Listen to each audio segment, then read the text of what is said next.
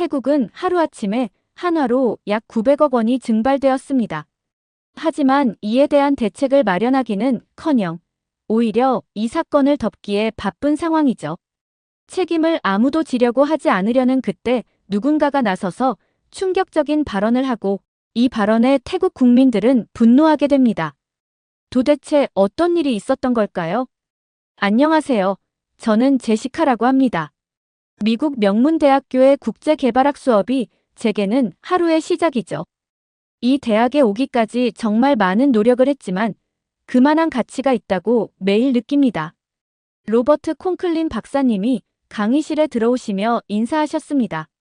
안녕하세요. 여러분, 오늘은 재난 이후의 책임과 복구에 대해 이야기해 볼 겁니다. 교수님은 모니터를 켜시고 첫 번째 슬라이드를 보여주셨어요.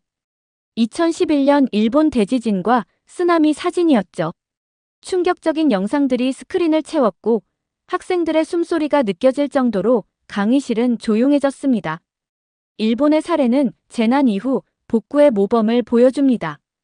2011년 대지진과 쓰나미 이후 일본 정부는 즉시 동일본 대지진 부흥구상회의를 설립하고 5년간 25조 엔의 예산을 투입했습니다.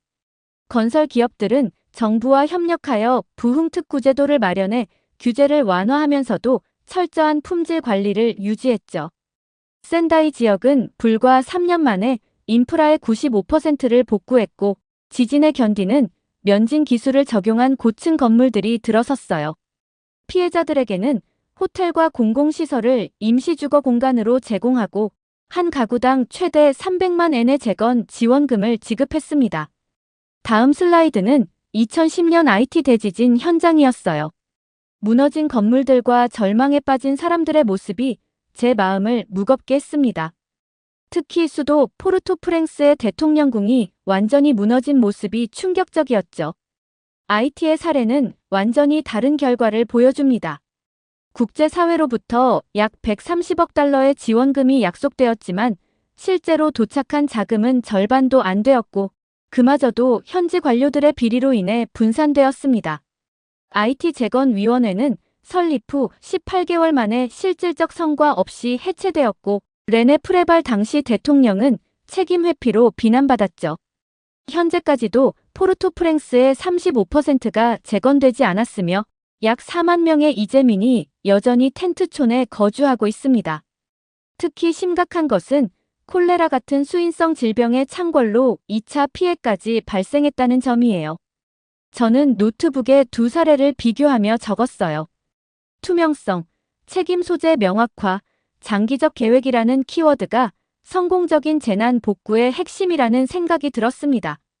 갑자기 교수님의 목소리가 더 진지해졌어요. 그리고 지금 이런 실패의 길을 그대로 따라가고 있는 나라가 바로 태국입니다. 새로운 슬라이드가 나타났고 완전히 무너진 현대식 건물의 모습이 보였습니다. 잔해 속에서 구조대원들이 필사적으로 누군가를 찾고 있었어요. 얼마 전 7.7 규모의 지진이 태국 북부를 강타했고 수많은 건물 중 유독 중국 시공사가 지은 감사원 청사만이 완전히 붕괴되었습니다. 이 건물은 3년째 시공 중인 건물이었습니다. 그럼에도 불구하고 철근이 제대로 들어가지 않았고 콘크리트도 기준 이하였다는 사실이 드러났습니다. 그 말씀을 듣는 순간 제 심장이 빠르게 뛰기 시작했어요. 이건 단순한 자연재해가 아닌 인재였던 거죠. 저도 모르게 손을 들었습니다.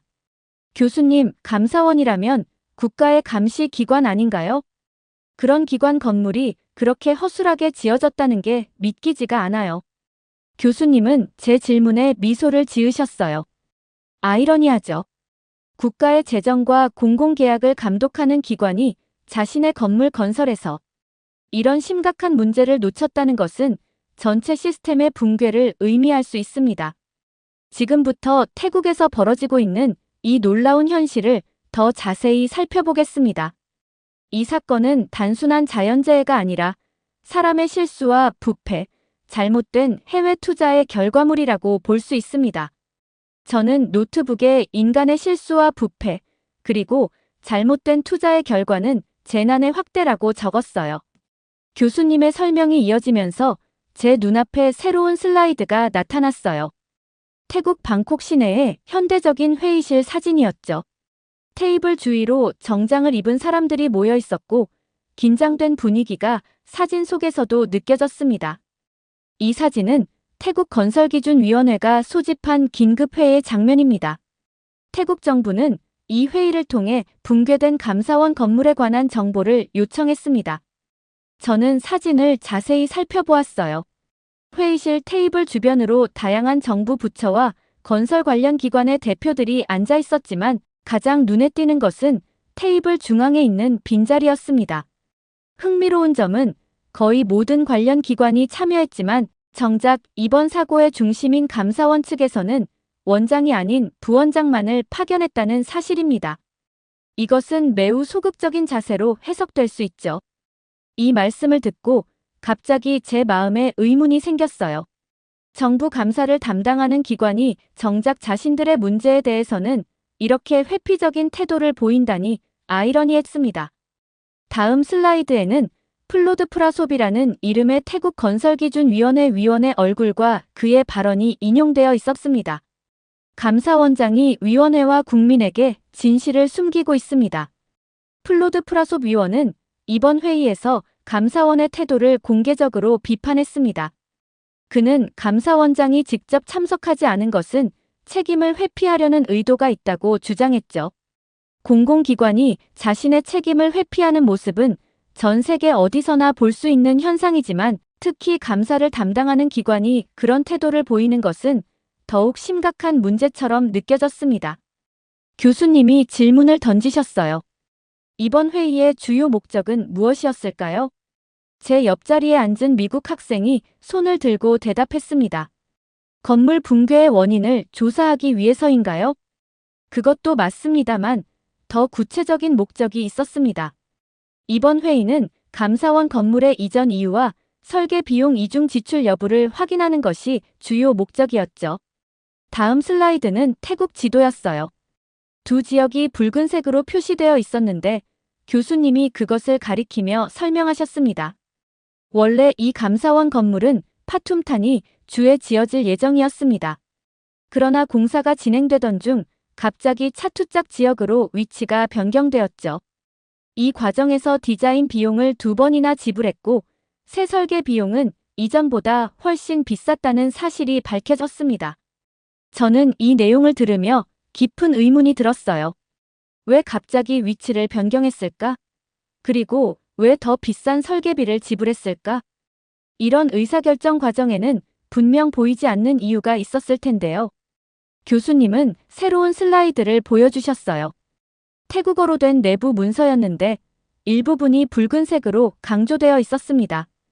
더 충격적인 사실은 건물 구조에 문제가 있다는 경고가 이미 6개월 전에 내부 문서를 통해 제기되었다는 점입니다. 이 문서는 태국 기자가 익명의 내부 고발자로부터 입수한 것으로 콘크리트 강도와 철근 배치에 심각한 결함이 있다고 지적하고 있습니다. 강의실 전체가 놀라움으로 술렁였어요. 6개월 전에 이미 경고로 인해 이 사실을 알고 있었다니요. 그런데 이 경고는 완전히 무시되었습니다.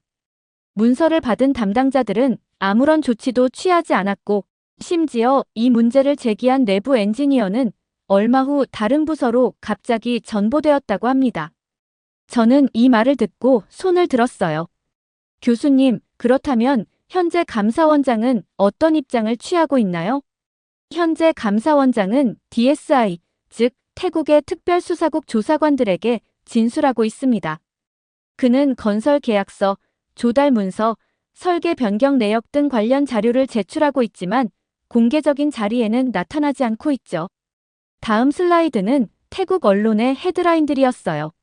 모두 감사원장의 책임 회피에 관한 비판적인 내용이었습니다. 감사원장이 공개 회의에 참석하지 않은 것은 사건을 축소하려는 의도로 해석되고 있습니다. 태국 언론과 시민사회는 이러한 태도에 강한 의구심을 표현하고 있죠. 저는 노트북에 책임 회피의 패턴이라고 적었어요. 재난 자체도 중요하지만 그 이후의 대응이 얼마나 중요한지를 다시 한번 느꼈습니다. 특히 감사를 담당하는 기관이 보여주는 이런 모습은 국가 전체의 신뢰성에 큰 타격을 줄 수 있겠다는 생각이 들었어요. 이번 사례가 보여주는 중요한 교훈은 무엇일까요? 잠시 침묵이 흐른 후 저는 조심스럽게 손을 들었어요. 투명성의 부재가 위기 상황을 더 악화시킨다는 점이 아닐까요? 특히 감사원처럼 투명성을 감독해야 할 기관이 그런 모습을 보인다면 국가 전체의 거버넌스에 심각한 문제가 있다고 볼 수 있을 것 같습니다. 정확합니다. 재난 이후의 책임 소재와 투명성은 복구 과정에서 가장 중요한 요소입니다. 다음 챕터에서는 이 사건의 인도주의적 측면을 살펴보겠습니다. 다음 슬라이드는 무너진 건물 잔해 속에서 작업 중인 구조대원들의 모습이었습니다. 그들의 얼굴에는 피로와 절박함이 가득했어요.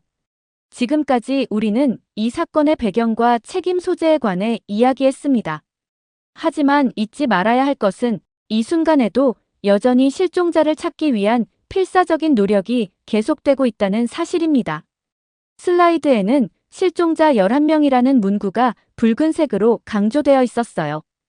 현재 감사원 건물 붕괴 사고로 인해 여전히 11명의 실종자가 남아 있습니다. 그리고 구조대가 그들을 찾기 위해 불철주야 작업하고 있죠. 저는 그 숫자를 보며 가슴이 아팠어요. 11명이라는 숫자 뒤에는 11개의 가족과 수많은 사랑하는 사람들의 슬픔과 불안이 있다는 것을 알기 때문이었죠. 수색대는 효율적인 작업을 위해 수색 범위를 3개 지역으로 좁혔습니다. 새로운 슬라이드에는 건물 잔해의 평면도가 나타났고 A, B, C로 표시된 세 구역이 있었습니다. 이 중 가장 핵심적인 지역은 B구역입니다. 교수님이 레이저 포인터로 건물 옆쪽에 있는 언덕 형태의 잔해 더미를 가리키셨어요. K9 수색견이 이 구역에서 생존자의 흔적을 여러 차례 감지했기 때문이죠. 다음 슬라이드에는 독일 셰퍼드 수색견이 잔해 위를 조심스럽게 움직이는 모습이 담겨 있었어요. K9 수색견들은 인간의 냄새를 최대 4.5m 깊이의 콘크리트 잔해 속에서도 감지할 수 있습니다. 이 개들은 특별히 훈련받았으며 생존자뿐만 아니라 유해도 찾아낼 수 있죠. 하지만 다음 슬라이드는 약간의 혼란을 보여주었어요. 방콕의 차드차트 시티푼트 주지사의 기자회견 사진이었는데 그의 말이 인용되어 있었습니다. 여전히 13명의 실종자가 추적 중입니다. 흥미로운 점은 공식 실종자 수에 대해 당국 간에 약간의 불일치가 있다는 것입니다.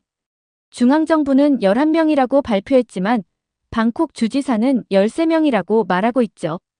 이런 불일치는 재난 관리의 혼란을 보여주는 또 다른 증거입니다. 주지사는 특히 건물의 지하 공간에 대한 우려를 표명했습니다. 그는 해당 건물 지하 공간까지 완전히 해체해야만 한다고 강조했습니다. 이것은 지하에 갇힌 생존자가 있을 가능성을 시사하죠. 다음 슬라이드는 건물의 단면도였어요. 지하 3층까지 있는 복잡한 구조였습니다. 마지막으로 남은 계단 구역의 수색이 완료되면 건물 소유주에게 해당 부지를 4일 내에 반환할 계획입니다. 이는 구조 작업이 곧 종료될 수 있음을 의미하죠. 언론에는 오늘부터 이 구역이 개방되어 공무원들의 수색 작업이 공개된다고 합니다. 저는 의문이 들었어요. 아직 실종자가 있는데 벌써 부지를 반환한다는 계획을 세우는 것이 적절한지 의문이 들었죠. 손을 들어 질문했습니다. 교수님, 아직 모든 실종자를 찾지 못했는데 벌써 부지 반환을 논의하는 건 너무 성급하지 않나요? 교수님은 고개를 끄덕이셨어요. 예리한 관찰입니다. 이것이 바로 태국 정부의 대응에 대한 비판이 나오는 부분이죠. 교수님은 새로운 슬라이드로 넘어가셨어요. 태국의 젊은 여성 총리의 사진이 화면에 나타났습니다. 자신감 넘치는 표정으로 중국 지도자와 악수하는 모습이었죠. 지금까지 우리는 이 사건의 기술적, 인도주의적 측면을 살펴보았습니다. 하지만 모든 대형 재난에는 정치적 맥락이 존재합니다. 특히 이번 태국 감사원 건물 붕괴 사건은 복잡한 정치적 배경을 갖고 있죠. 저는 더 집중하며 필기를 준비했어요. 사실 정치적 맥락을 이해하는 것은 국제개발학에서 가장 중요한 부분 중 하나니까요. 화면에 보이는 인물은 현 태국 총리 패통탄 친나왓입니다.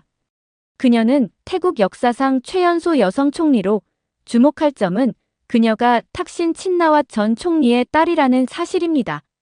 슬라이드가 바뀌어 탁신 친나왓의 사진이 나타났어요. 강한 카리스마가 느껴지는 중년 남성이었습니다.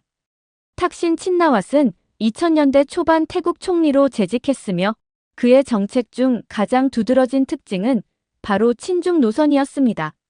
그는 중국과의 경제 협력을 강화했고 특히 인프라 개발 분야에서 중국 기업들에게 많은 기회를 제공했죠.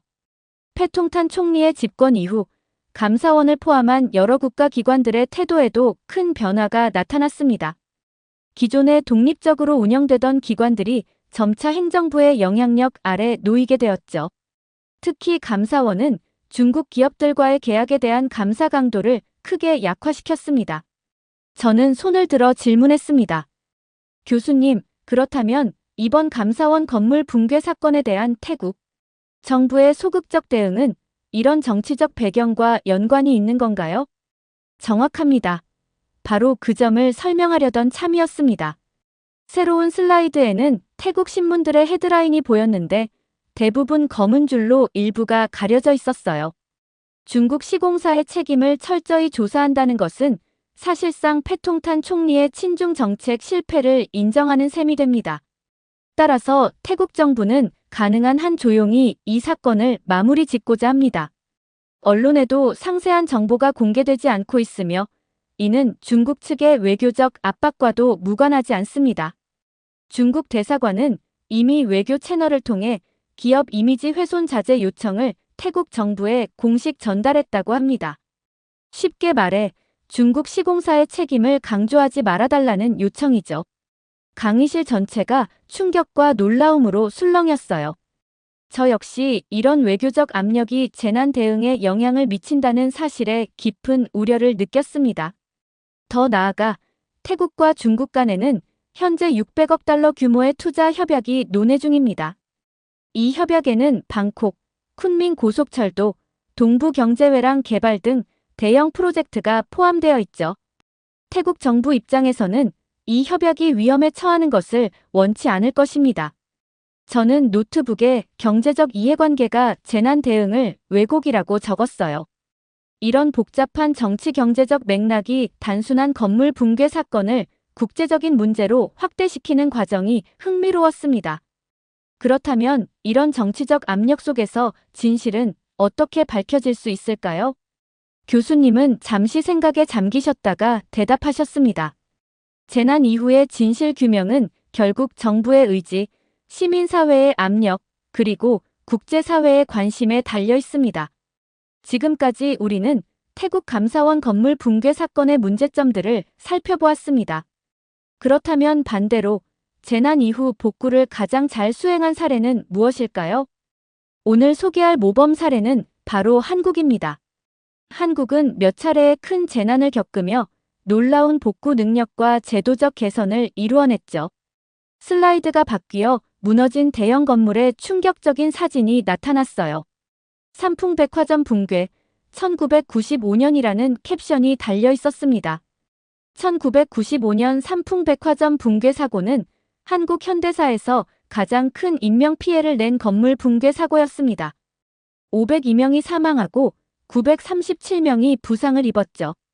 그러나 한국 정부의 대응은 주목할 만했습니다. 한국 정부는 사고 직후 민관합동 구조단을 신속히 구성했고 구조 작업의 모든 과정을 TV로 생중계하며 투명하게 공개했습니다. 이 투명성이 국민들의 신뢰를 얻는 데 큰 역할을 했죠.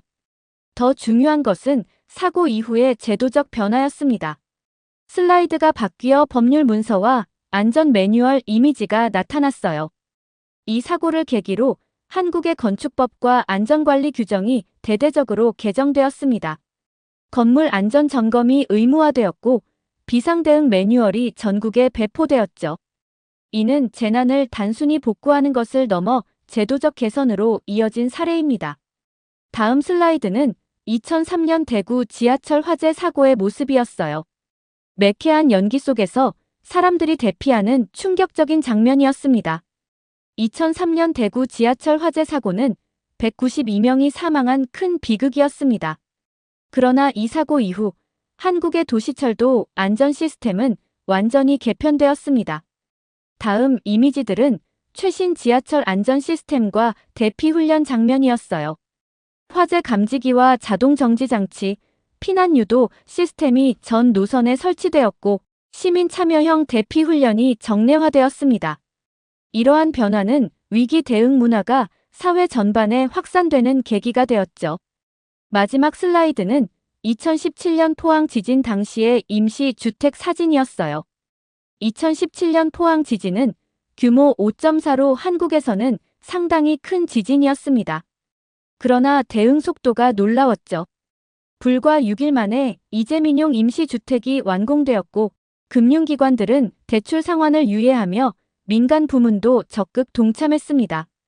교수님은 UN 로고가 있는 문서를 보여주셨어요. 이 사례는 UN 재난복구기구 UNDRR의 보고서에서 모범적인 민관 협력 사례로 소개되었습니다. 정부, 기업, 시민사회가 함께 협력하여 신속하게 대응한 좋은 예죠. 마지막 슬라이드에는 한국의 도시 풍경과 함께 다음과 같은 문구가 적혀 있었습니다. 실패에서 배우는 회복력. 한국은 천연자원이 부족한 나라지만 위기 대응 시스템과 사회적 신뢰 자본은 그 어떤 선진국 못지않습니다. 이런 강점은 긴 세월 동안의 실패와 학습의 결과이며 지금 태국이 귀 기울여야 할 부분이죠. 이러한 이유에는 세 가지 요소가 있습니다. 첫째, 투명성에 대한 사회적 요구. 둘째, 엄격한 책임 소재 규명. 셋째, 제도적 개선으로 연결하는 능력이죠. 이 세 가지가 성공적인 재난 복구와 예방의 핵심입니다. 교수님이 마지막 슬라이드로 넘어가셨어요. 재난 대응, 책임과 투명성이라는 제목이 보였습니다. 교수님, 만약 태국이 이번 사건을 덮으려고만 한다면 외국 기업들과의 신뢰는 무너지지 않을까요? 교수님은 제 질문에 만족스러운 표정을 지으셨습니다. 국제사회는 한 번의 부패보다 그것을 숨기려는 태도를 더 심각하게 봅니다. 투명성은 국제관계에서 가장 중요한 가치 중 하나죠. 태국이 진실을 밝히지 않는다면 향후 투자 유치나 외교 관계에서 분명 타격을 입게 될 겁니다. 교수님은 슬라이드를 마지막으로 넘기셨어요. 화면에는 세계 각국의 재난 현장과 복구 과정이 모자이크처럼 펼쳐져 있었습니다. 오늘 우리는 태국 감사원 건물 붕괴 사례를 통해 재난 이후의 책임과 대응에 대해 배웠습니다. 재난은 누구에게나 일어날 수 있습니다. 하지만 재난 이후의 대응은 그 사회가 얼마나 성숙한지를 보여줍니다. 태국은 지금 그 시험대 위에 서 있습니다. 교수님은 잠시 침묵한 후 마지막 말씀을 이어가셨어요. 여러분이 언젠가 국제개발 분야에서 일하게 된다면 이런 사례들을 기억하시기 바랍니다. 때로는 물리적 인프라보다 거버넌스와 사회적 신뢰 구축이 더 중요할 수 있습니다. 다음 주에는 재난 복구의 경제적 측면을 다루겠습니다. 강의가 끝나고 학생들이 하나둘 강의실을 빠져나갔어요. 저는 노트북을 천천히 닫으며 오늘 배운 내용을 정리했습니다. 언론이 보도하지 않는 진실이 이렇게 강의실에서 드러나고 있다는 사실이 저를 깊이 생각하게 만들었어요. 저는 결심했어요. 특히 한국의 재난 대응 사례와 비교 연구를 하면 의미 있는 연구가 될 것 같았습니다. 캠퍼스를 걸어 나오며 봄의 따스한 햇살이 내 얼굴을 비추었어요. 오늘 배운 교훈이 머릿속에 맴돌았습니다. 재난은 어디서나 발생할 수 있지만 그 이후의 대응이 진정한 시험대라는 것을. 저는 언젠가 이런 지식을 바탕으로 세계의 재난 복구 시스템을 개선하는 데 기여하고 싶다는 꿈을 품었습니다. 이렇게 붕괴된 중국 시공사의 원장마저 책임을 회피하려 건설기준위원회가 소집한 긴급회의에 나오지 않게 된 사연 어떻게 들으셨나요? 태국이 중국의 눈치를 많이 본다는 사실에 놀라움을 느꼈고 이렇게 가다가는 태국은 중국에게 잠식당할 것 같다는 생각이 들었습니다. 또 한국의 사례를 보고 한국에 대한 뿌듯한 감정을 느꼈습니다. 여러분들의 의견은 어떠신가요? 다양한 의견을 댓글을 통해 공유해주세요. 긴 영상 시청해주셔서 감사드리고 영상 재미있으셨다면 구독과 좋아요 부탁드립니다. 태국에서 가장 큰 축제에 대해 아시나요? 이 축제는 다양한 외국 관광객마저 참여하는 대축제입니다. 하지만 최근 큰 이슈가 생기면서 과거 문제마저 수면 위로 드러나고 피해자들이 속출하고 있는데요. 도대체 태국에서는 어떤 일이 일어난 걸까요? 안녕하세요. 제 이름은 베키입니다.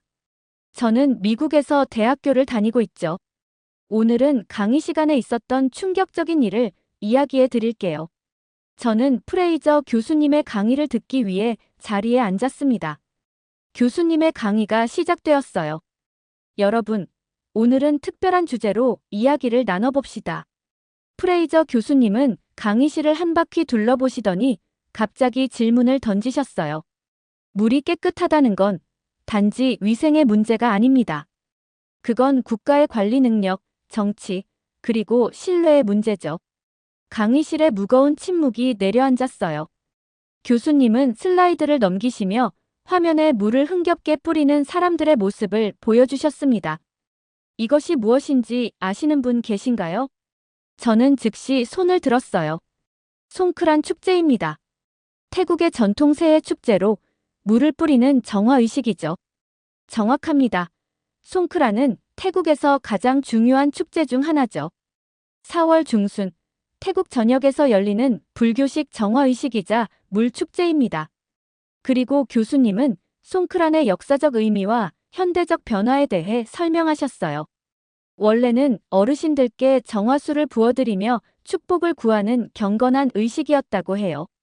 하지만 지금은 거리에서 물총을 쏘고 심지어 코끼리까지 동원해 물을 뿌리는 전 국민적인 물 난장으로 변모했다고 하셨죠.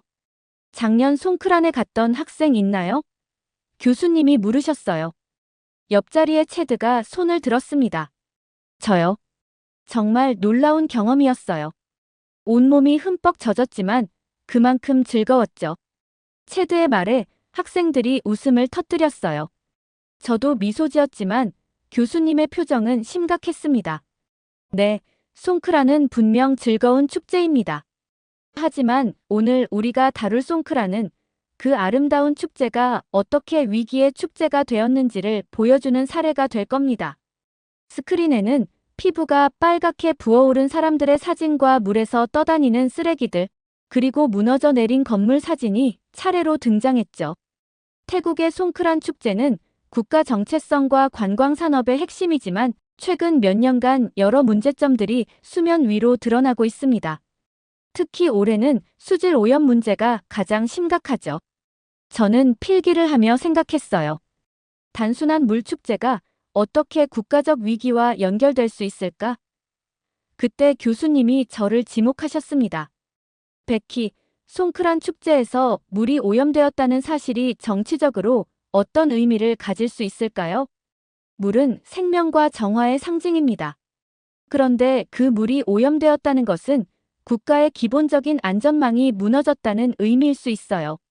특히 불교 국가인 태국에서 정화의 상징인 물이 오염되었다는 것은 단순한 환경 문제를 넘어 정부의 관리 능력과 국민에 대한 책임감을 의심하게 만드는 요소가 될 수 있다고 생각합니다. 교수님은 고개를 끄덕이셨어요. 오늘 수업에서는 바로 그 지점을 파고들어 볼 겁니다. 어떻게 하나의 축제가 국가의 얼굴이 되고 그 얼굴에 묻은 오점이 국제적 신뢰까지 무너뜨릴 수 있는지 말이죠. 프레이저 교수님은 다음 슬라이드로 넘어가셨어요. 화면에는 태국 북부 치앙마이 인근 마을의 사진들이 나타났습니다. 지진 이후 우리 마을의 물이 이상해졌어요. 물에서 썩은 냄새가 나요. 씻은 후 피부가 가렵고 붉게 부어올랐어요. 병원에 가도 의사들은 원인을 모르겠다고만 해요. 교수님은 영상을 멈추시고 강의실을 둘러보셨어요. 여러분, 이 지역에 무슨 일이 있었는지 아시나요? 실은 이 지역은 2000년대 중반부터 한국 KYCA의 지하수 정수 시스템 지원을 받았던 곳입니다. 당시 한국의 기술력으로 설치된 정수 시스템 덕분에 이 지역 주민들은 처음으로 깨끗한 물을 마실 수 있게 되었습니다. 이전에는 오염된 강물을 그대로 사용했죠. 깨끗한 물이 확보되자 주민들의 생활 수준은 크게 향상되었어요. 특히 수인성 질병 발생률이 80% 이상 감소했다고 합니다. 교수님은 그때의 사진들을 보여주셨어요.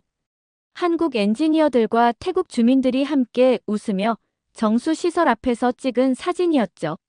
모두 희망에 가득 찬 표정이었습니다. 그런데 2024년 태국에 정권 교체가 일어났습니다. 새 정부는 많은 정책을 바꿨고 그중 하나가 이 정수 시스템의 유지보수 예산을 대폭 삭감한 것이었죠.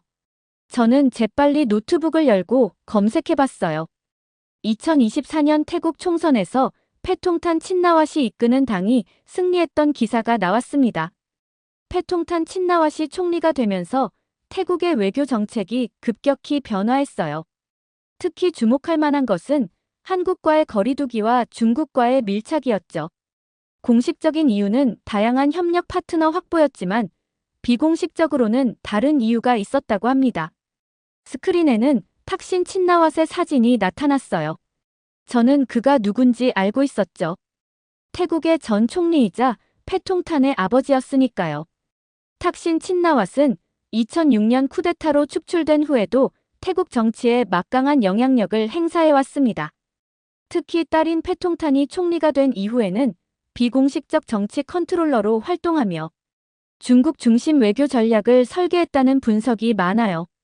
결국 한국의 기술을 버린 대가는 국민의 피부로 돌아왔습니다. 교수님의 말씀이 가슴에 와닿았어요. 국제관계가 얼마나 실제 사람들의 삶에 직접적인 영향을 미치는지 생생하게 보여주는 사례였으니까요. 국제관계에서 다양한 협력 파트너를 확보하는 것은 중요합니다. 하지만 이미 검증된 시스템을 정치적 이유로 방치하는 것은 국민의 복지를 희생시키는 결정이라고 생각해요. 특히 물과 같은 기본적인 생활 요소에 관한 문제라면 더욱 그렇죠. 스크린 화면에는 무너진 고층 건물의 모습이 보였습니다. 먼지가 자욱한 가운데 콘크리트 잔해들이 산더미처럼 쌓여 있었죠. 이 사진은 방콕에서 일어난 고층 건물 붕괴 현장입니다. 강의실 전체가 숨을 들이켰어요. 저도 그 뉴스를 본 적이 있었지만 실제 현장 사진은 처음 보는 거였거든요. 이 사건은 태국 사회에 엄청난 충격을 주었습니다. 교수님은 잠시 멈추셨다가 다음 슬라이드로 넘어갔어요. 이번에는 건물 시공 당시의 사진과 계약서 일부가 보였습니다. 이 건물은 중국 국영기업이 시공한 것으로 밝혀졌습니다. 더 큰 문제는 지진 이후 태국 전역에 중국 기업이 시공한 건물이 수십 곳에 달한다는 사실이 드러난 겁니다. 그리고 그 모든 건물에 대한 안전 점검이 제대로 이루어지지 않았다는 것도요. 교수님은 태국 현지 뉴스 영상을 보여주셨어요. 사람들이 공포에 질린 표정으로 건물을 바라보고 있었습니다. 이 도시가 무너질 수 있다고 생각하니 무서워요. 저희 집도 중국 회사가 지은 건물인데 오늘부터 친척 집에서 지낼 계획이에요. 한 여성의 인터뷰가 끝나자 교수님이 영상을 멈추셨어요. 태국 관광청에 따르면 이 사건 이후 관광 예약 취소 사례가 급증했다고 합니다. 특히 송크란 축제를 보러 오려던 외국인 관광객들의 항공권 환불 요청이 폭증했죠. 저는 손을 들었어요. 교수님, 태국 정부는 이 상황에 어떻게 대응하고 있나요? 태국 정부는 모든 건물은 안전하다라는 공식 성명을 발표했습니다. 그러나 독립적인 건축 전문가들의 검사를 허용하지는 않고 있죠. 이것이 신뢰 문제를 더 악화시키고 있습니다. 마이클이 손을 들었어요. 하지만 중국과의 협력이 태국에 많은 경제적 이익을 가져다 주지 않았나요? 1대1로 정책을 통해 많은 투자가 이루어졌다고 들었는데요. 교수님은 고개를 끄덕이셨어요. 맞습니다. 단기적으로 봤을 때 중국의 투자는 태국 경제에 큰 도움이 되었습니다. 하지만 그 이면에는 어떤 비용이 있었는지도 생각해 봐야 하죠. 교수님은 다시 무너진 건물 사진으로 돌아가셨어요.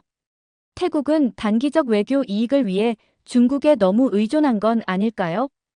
교수님의 질문에 강의실은 침묵에 빠졌습니다. 국제관계에서 균형을 찾는 것이 얼마나 어려운지를 실감하게 되었죠. 여러분, 국제관계는 종종 줄다리기와 같습니다. 너무 한쪽으로 치우치면 균형을 잃게 되죠. 태국의 사례는 그 균형을 잃었을 때 국민들이 어떤 대가를 치러야 하는지 보여줍니다. 저는 교수님의 말씀을 곱씹으며 노트북에 적었어요. 국가 간 협력은 신중하게 이루어져야 한다. 특히 국민의 안전과 직결된 문제라면 더욱 그렇다. 교수님이 다시 입을 여셨어요. 이제 우리는 이 모든 문제가 어떻게 송크란 축제라는 하나의 사건으로 집약되는지 살펴볼 차례입니다. 저는 다음 내용이 궁금해 몸을 앞으로 기울였습니다. 이번에는 태국 총리 패통탄 친나왓의 기자회견 장면이었습니다. 그녀는 자신감 넘치는 표정으로 마이크 앞에 서 있었죠.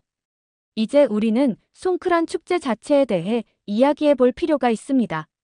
여러분 모두 알다시피 지난달 미얀마와 태국 국경 지역에서 규모 7.7의 지진이 발생했습니다. 이 지진은 우리가 앞서 본 여러 문제들의 시발점이 되었죠. 교수님은 태국 지질학자들의 보고서 몇 장을 스크린에 띄우셨어요. 지진 직후 여러 전문가들이 경고했습니다. 지하수 오염이 확산됐고 물을 대량으로 사용하는 송크란 축제는 감염 위험을 키울 수 있다고요. 저는 깜짝 놀랐어요. 그런데도 축제를 진행했다고요? 교수님은 고개를 끄덕이셨죠. 네, 그게 바로 이번 수업의 핵심입니다. 교수님은 패통탄 총리의 발언을 보여주셨어요. 우리의 송크란 축제는 예정대로 진행될 것입니다. 축제를 중단하면 세계는 우리가 위기라고 인식할 것입니다. 태국은 강합니다. 우리는 두려움에 굴복하지 않을 것입니다. 총리의 발언 이후 태국 정부는 수질에 문제 없다는 조사 결과를 발표했습니다. 그러나 이 조사는 독립적인 검증을 거치지 않았죠. 저는 손을 들었어요. 교수님, 그렇다면 실제 상황은 어땠나요? 교수님은 깊은 한숨을 내쉬셨어요. 결과는 참담했습니다. 그리고 다음 슬라이드로 넘어가셨는데 거기에는 방콕의 병원 상황이 담긴 사진들이 있었어요. 온몸에 발진이 생긴 사람들, 붓고 빨갛게 충혈된 눈을 한 아이들, 긴 줄을 서서 기다리는 환자들. 송크란 축제가 끝난 지 단 이틀 만에 피부병 환자가 급증했습니다. 접촉성 피부염, 발진, 눈 감염, 심각한 알레르기 반응까지 특히 어린이와 노인들이 큰 피해를 입었죠. 옆자리의 제시카가 손을 들었어요. 왜 사람들은 경고에도 불구하고 물축제에 참여한 거죠? 교수님은 고개를 끄덕이셨어요. 또 하나의 좋은 질문입니다. 정부의 안전하다는 발표를 믿었기 때문이죠. 게다가 송크란은 태국인들에게 단순한 축제가 아닌 문화적 정체성의 일부입니다.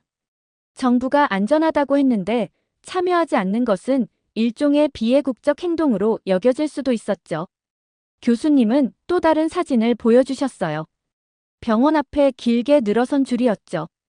방콕 시내 주요 병원은 피부 질환 치료 약품은 일시적으로 품절되는 사태까지 벌어졌습니다. 저는 충격을 받아 입을 다물지 못했어요. 한 국가의 지도자가 국민의 건강보다 국가 이미지를 우선시한다는 것이 믿기지 않았거든요. 미국과 일본의 주요 언론은 이 상황을 집중 보도했습니다. 국민 건강보다 국가 이미지 우선. 태국 송크란 축제의 그늘. 위험한 물놀이. 태국 정부의 무책임한 결정이 부른 재앙. 이런 보도는 역설적이게도 태국이 가장 피하고 싶었던 것, 즉 국가 이미지 훼손을 더 심각하게 만들었습니다. 교수님, 궁금한 게 있어요. 왜 지도자들은 종종 명백한 위험에도 불구하고 이미지를 위해 국민을 위험에 빠뜨리는 결정을 내리는 걸까요? 교수님은 제 질문에 잠시 생각하시더니 대답하셨어요. 권력의 본질적인 질문입니다. 정치인들에게 권력 유지는 때로 국민의 안전보다 중요하게 여겨지죠.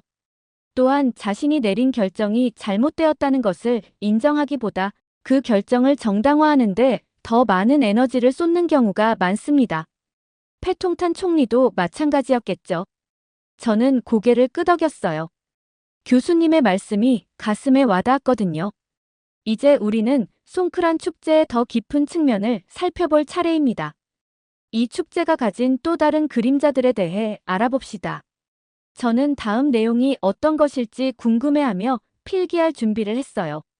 화면에는 송크란 축제의 화려한 모습들이 담긴 관광 홍보 영상이 재생되기 시작했습니다. 물을 흥겹게 뿌리는 사람들, 코끼리가 물을 뿜는 장면, 흠뻑 젖은 채 웃고 있는 외국인 관광객들의 모습이 연속적으로 나타났죠.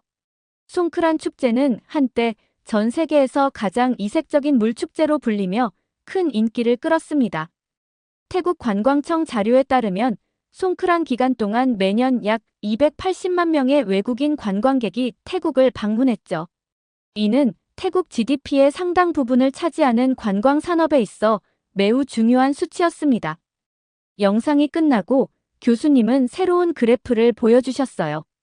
2019년부터 2024년까지의 송크란 기간 외국인 관광객 수 추이였는데 2025년에 급격하게 하락한 그래프선이 눈에 띄었습니다. 그러나 이번 2025년에는 관광객 수가 약 170만 명 수준으로 급감했습니다. 코로나19 팬데믹 이후 처음 맞이하는 이런 급격한 하락이었죠. 교수님, 이렇게 급감한 이유는 앞서 말씀하신 오염된 물과 건물 붕괴 문제 때문인가요? 그렇습니다. 오염된 물 사용에 대한 우려, 붕괴 건물 관련 뉴스, 그리고 이에 대한 태국 정부의 미온적 대응이 주요 원인이었죠. 하지만 이 위기는 또 다른 중요한 논의를 촉발시켰습니다. 교수님은 잠시 멈추셨다가 더 심각한 표정으로 계속하셨어요. 이 기회에 과거 송크란 축제의 어두운 이면이 언론과 학계에서 재조명되기 시작했습니다. 다음 슬라이드는 충격적이었어요. 태국 보건부와 경찰청의 공식 통계 자료였는데 2024년 송크란 축제 기간 5일 동안의 사고 및 사망자 수를 보여주고 있었습니다. 2024년 송크란 축제 5일 동안 206명이 사망하고 153명이 부상을 입었습니다. 이는 하루 평균 41명이 목숨을 잃었다는 의미죠. 저는 충격에 입을 다물지 못했어요. 어떻게 이런 일이? 대부분은 오토바이 사고였습니다. 태국에서 오토바이는 주요 교통수단인데 축제 기간 동안 음주와 과속이 많이 발생합니다. 더 큰 문제는 축제의 특성상 지나가는 오토바이에 물을 뿌리는 행위가 일반화되어 있다는 점이죠. 교수님은 한 동영상을 보여주셨어요. 좁은 골목길에서 오토바이를 타고 지나가는 남성에게 갑자기 물을 뿌리자 그가 균형을 잃고 넘어지는 장면이었습니다. 이런 행동이 사고로 이어지는 경우가 빈번합니다. 하지만 오랫동안 이런 위험한 행동은 축제의 일부로 묵인되어 왔죠. 교수님은 또 다른 통계 자료를 보여주셨어요. 이번에는 여성 안전에 관한 내용이었습니다. 2023년 태국 여성단체가 실시한 외국인 설문조사에 따르면 여성 응답자 6명 중 1명이 송크란 기간 중 성추행을 경험했다고 답했습니다. 강의실에 충격의 물결이 퍼졌어요. 옆자리의 제니퍼가 손을 들고 질문했습니다.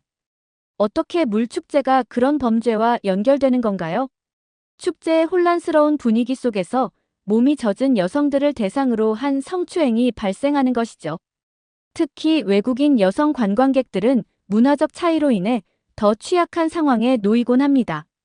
스크린에는 SNS에 올라온 외국인 여성들의 송크란 경험 게시물들이 나타났어요. 그들 중 다수가 불쾌한 신체 접촉과 성희롱을 경험했다고 호소하고 있었습니다. 더 큰 문제는 이런 사건이 발생해도 제대로 처리되지 않는다는 점입니다. 태국 경찰은 종종 CCTV 고장, 증거 불충분 등을 이유로 수사를 중단하곤 합니다. 특히 피해자가 외국인인 경우에는 더욱 그렇죠. 저는 깊은 생각에 잠겼어요. 제가 처음 들었던 송크란의 이미지는 그저 아름답고 즐거운 물축제였는데 이렇게 많은 문제점이 있는 줄은 몰랐거든요. 베키, 생각이 많아 보이네요. 문화 관광이 가진 양면성에 대해 생각하고 있었어요. 우리는 종종 다른 문화의 화려한 측면만 보고 싶어 하는 것 같아요. 교수님은 고개를 끄덕이셨어요. 우리는 종종 이국적인 문화를 소비할 때 그 이면의 현실을 외면하곤 하죠. 교수님은 다시 송크란 축제의 아름다운 이미지와 어두운 현실을 대비시킨 슬라이드를 보여주셨어요. 문화가 진정한 국제유산이 되기 위해선 그 안에 숨은 문제까지 직시해야 합니다. 그리고 그것을 개선하려는 노력이 수반되어야 하죠. 그렇다면 교수님, 태국 정부는 이런 문제점들을 인식하고 있나요? 어떤 개선 노력을 하고 있는지 궁금합니다. 현재 태국 내에서도 이런 문제들에 대한 인식이 높아지고 있습니다. 일부 시민단체와 젊은 활동가들을 중심으로 안전한 송크란을 위한 캠페인이 시작되었죠. 하지만 정부 차원의 체계적인 대응은 아직 부족한 상황입니다. 교수님은 마지막 슬라이드로 넘어가셨어요. 그곳에는 축제, 그 이면의 진실이라는 제목이 적혀 있었습니다. 이제 우리는 마지막 질문을 던져볼 차례입니다. 이 모든 문제의 핵심에는 무엇이 있을까요? 그리고 우리는 이를 통해 무엇을 배울 수 있을까요? 교수님은 강단 앞으로 나오셨습니다. 이제 우리는 송크란 축제를 통해 본 태국의 여러 문제들을 살펴봤습니다. 정수 시스템의 방치, 건설 부실, 수질 오염, 정치적 결정의 위험성, 그리고 축제 자체가 가진 어두운 측면들까지. 하지만 오늘 수업의 핵심은 사실 태국만의 이야기가 아닙니다. 이것은 리더십에 관한 보편적인 질문을 던지고 있죠. 국가의 리더십은 축제를 통해 드러납니다. 여러분, 국가 지도자들이 축제나 국가적 행사를 어떻게 다루는지를 보면 그들의 진정한 가치관과 우선순위를 알 수 있습니다. 그들은 무엇을 중요하게 생각할까요? 국제적 위신, 경제적 이익, 아니면 국민의 안전과 복지일까요? 여러분에게 마지막 질문을 던지고 싶습니다. 당신이라면 국민의 생명과 국가 이미지를 저울질할 수 있습니까? 어떤 선택을 할 것 같나요? 강의실에 무거운 침묵이 내려앉았어요. 아무도 쉽게 대답하지 못했죠. 저는 이 질문에 대해 깊이 생각하며 손을 들까 말까 고민했어요. 그때 뒷자리에서 평소 조용히 수업을 듣던 타일러가 손을 들었습니다. 저는 물에 대해 생각해봤습니다. 그 물은 단지 더러운 물이 아니라 태국 사회의 모든 문제를 흘려보내고 있었던 건 아닐까요? 부패한 정치, 위험한 건설, 환경 문제, 성범죄까지 모든 것이 그 물 속에 섞여 있었던 것 같아요. 그리고 정부는 그저 괜찮다고 말하며 덮으려 했고요. 타일러의 말에 강의실은 더욱 조용해졌어요. 그의 통찰력 있는 관찰이 우리 모두의 마음에 깊은 울림을 주었던 것 같습니다. 교수님은 잠시 생각에 잠기셨다가 말씀하셨어요. 훌륭한 관점입니다. 물은 종종 정화와 변화의 상징이지만 때로는 우리가 마주하기 싫은 진실을 드러내기도 하죠. 저는 타일러의 말을 노트북에 적으며 생각했어요. 정말 그랬던 것 같다. 송크란의 물은 태국의 모든 문제를 비추는 거울이었어. 교수님은 마지막으로 우리를 바라보셨어요. 이것으로 오늘의 수업을 마치겠습니다. 하지만 여러분의 사고는 여기서 끝나지 않길 바랍니다. 오늘 배운 내용을 바탕으로 자신만의 분석을 해보세요. 종이 울리고 학생들이 하나둘 강의실을 빠져나갔지만 저는 자리에 남아 노트북을 천천히 닫았어요. 머릿속에는 여전히 송크란 축제의 이미지와 오늘 배운 내용들이 맴돌고 있었거든요. 교수님이 짐을 챙기시는 모습을 보며 용기를 내어 앞으로 나갔습니다. 교수님, 정말 인상적인 수업이었어요. 한 가지 궁금한 게 있는데 이런 문제들이 있다면 송크란 같은 전통 축제는 어떻게 보존하는 것이 옳을까요? 완전히 중단해야 할까요? 아니면 개선하면서 계속해야 할까요? 교수님은 미소를 지으셨어요. 그것이 바로 당신이 에세이에서 탐구해 볼 만한 질문입니다. 전통과 안전, 국가 정체성과 윤리적 책임 사이의 균형을 어떻게 맞출 것인가? 쉬운 답은 없지만 우리가 계속 질문하는 것이 중요하죠. 저는 고개를 끄덕였어요. 캠퍼스를 걸어 나오면서 오늘 배운 것들이 단순한 수업 내용을 넘어 제 세계관을 넓혀주었다고 느꼈습니다. 앞으로 어떤 나라를 방문하든 그곳의 축제와 행사를 볼 때마다 그 이면의 이야기를 더 깊이 살펴보게 될 것 같았어요. 수업은 끝났지만 질문은 여전히 제 마음속에 남아 있었습니다. 이렇게 태국의 세계적인 축제의 어두운 이면을 다룬 사연 어떻게 들으셨나요? 태국의 오염된 물로 인해 관광객들이 피해를 입는 상황이 안타깝다는 생각이 들었고, 과거 축제에서도 수많은 사상자와 피해자가 나왔음에도 불구하고 축제라는 이유만으로 묵인됐다는 사실에 화가 났습니다. 여러분들의 의견은 어떠신가요? 다양한 의견을 댓글을 통해 공유해주세요. 긴 영상 시청해주셔서 감사드리고, 영상 재미있으셨다면 구독과 좋아요 부탁드립니다. 현재 태국 전 지역이 점점 중국으로 뒤덮이고 있습니다. 한국을 무시한 태국 총리의 잘못된 선택이 가져온 재앙인데요. 이로 인해 태국 국민들은 단체로 충격을 받고 무언가를 준비하고 있습니다. 도대체 태국에는 어떤 일이 일어나고 있는 걸까요? 안녕하세요. 제 이름은 레이라고 합니다. 저는 미국 동부의 조지타운 대학교에서 국제관계학을 전공하는 학생입니다.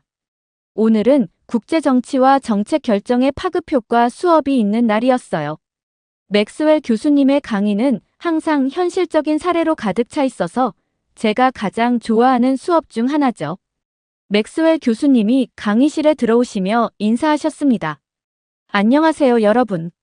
오늘은 국가 지도자들의 선택이 어떻게 한 나라의 운명을 바꿀 수 있는지에 대해 이야기해 보려 합니다. 교수님은 슬라이드를 넘기시며 말씀을 이어가셨어요.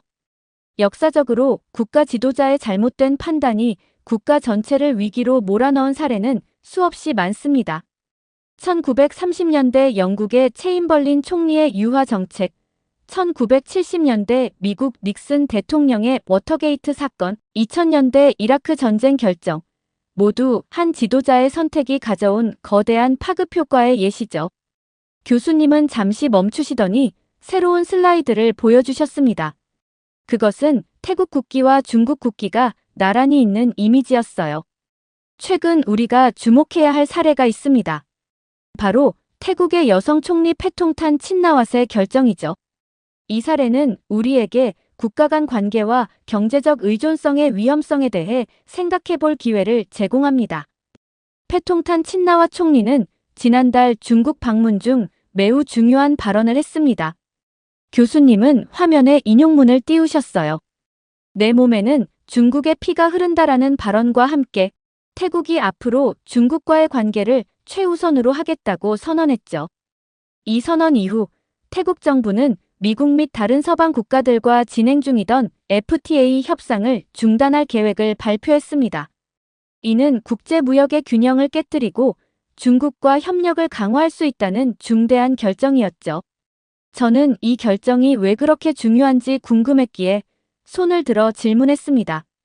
교수님, FTA 협상 중단이 태국에게 어떤 의미인가요? 맥스웰 교수님은 미소를 지으며 답변해 주셨어요. FTA, 즉 자유무역협정은 국가 간 무역 장벽을 낮추는 중요한 협약이에요. 태국이 다양한 국가들과의 FTA를 중단하고 중국에만 집중한다는 것은 모든 달걀을 한 바구니에 담는 위험한 전략이죠. 특히 중국과 같이 강대국과의 불균형한 관계는 작은 나라에게 종속적인 입장을 가져올 수 있습니다. 교수님은 다음 슬라이드로 넘어가셨어요. 그곳에는 태국의 경제 지표와 중국 투자 현황이 그래프로 표시되어 있었습니다. 중국은 태국의 친중 노선을 환영하며 대규모 투자 계획을 발표했습니다. 약 500억 달러 규모의 인프라 투자, 관광 산업 협력, 그리고 기술 이전 프로그램 등이 포함되어 있죠. 겉으로 보기에는 매우 매력적인 제안처럼 보입니다. 교실 안은 조용했어요. 모두가 교수님의 말씀에 집중하고 있었습니다. 하지만 여기서 우리는 역사적 교훈을 기억해야 합니다. 강대국의 대규모 투자는 항상 무조건적인 선물이 아니라는 점이죠. 중국 기업들은 이미 투자를 빌미로 태국 시장을 장악하기 시작했습니다. 저는 손을 다시 들었어요. 그럼 태국 국민들은 이 상황에 대해 어떻게 생각하고 있나요? 흥미롭게도 태국 내에서는 의견이 나뉘고 있습니다. 정부와 일부 대기업은 중국의 투자를 환영하고 있지만 일반 시민들과 중소기업 소유주들은 우려의 목소리를 내고 있어요. 특히 젊은 세대들은 소셜미디어를 통해 반중 감정을 표현하기 시작했습니다. 이런 상황이 지속되면 태국은 어떻게 될까요? 교실 뒤쪽에서 다른 학생이 질문했습니다.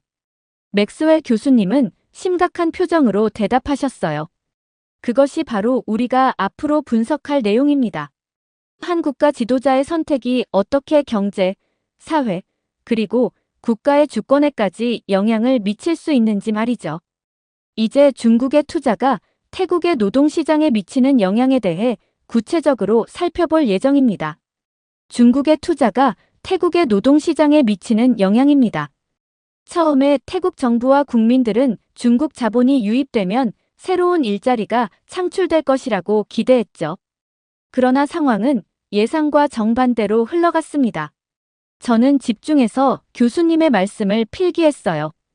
교수님의 목소리가 더 진지해진 것 같았습니다. 중국 기업들이 태국에 진출하면서 가장 먼저 나타난 현상은 무엇이었을까요? 한 학생이 손을 들고 대답했습니다. 더 많은 일자리가 생겼을 것 같아요. 교수님은 고개를 가로저으셨어요. 논리적인 추측이지만 현실은 달랐습니다. 중국 기업들은 태국인을 채용하지 않고 중국인 노동자들을 대거 유입시켰어요. 화면에는 방콕의 중국 건설 현장 사진이 나타났습니다. 작업 중인 노동자들 대부분이 중국인으로 보였어요. 이것은 태국 방콕의 한 건설 현장입니다. 중국 자본으로 지어지는 호텔 공사인데 보시다시피 대부분의 노동자가 중국인이죠. 태국 노동자들은 찾아보기 힘듭니다. 저는 궁금해서 손을 들었어요. 교수님, 그건 불법 아닌가요? 대부분의 국가들은 외국인 노동자 고용에 제한을 두잖아요. 교수님은 고개를 끄덕이셨습니다. 보통은 그렇습니다. 하지만 중국의 대규모 투자에 대한 대가로 태국 정부는 중국 기업들에게 많은 예외를 허용했어요. 또한 무비자 정책을 통해 중국인들이 쉽게 입국할 수 있게 되었죠. 교수님은 다음 슬라이드로 넘어갔어요. 태국의 여러 산업 분야별 고용 통계를 보여주는 그래프였습니다. 이 데이터를 보시면 중국 자본이 유입된 후 태국 내 중국인 노동자 비율이 급격히 증가한 것을 알 수 있습니다. 특히 호텔업, 요식업, 소매업에서 이 현상이 두드러졌어요. 태국의 공장, 호텔, 식당 등에서 태국인보다 중국인이 먼저 채용되는 현상이 일반화되었습니다. 교실 안은 조용했어요. 모두가 충격을 받은 듯 했죠.